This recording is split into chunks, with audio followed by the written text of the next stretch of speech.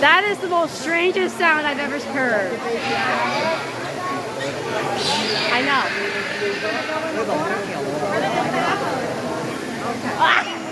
So these two, they're brothers. Their names are Fernando and Romo. Oh. They are 8 and 10 years old. Oh, okay. They are the loudest otter in the world. And what you're hearing is them vocalizing. They can probably hear the keepers on the other side, and they're about to get fed. That's why. Oh, I see. No wonder why they're making that strange noise.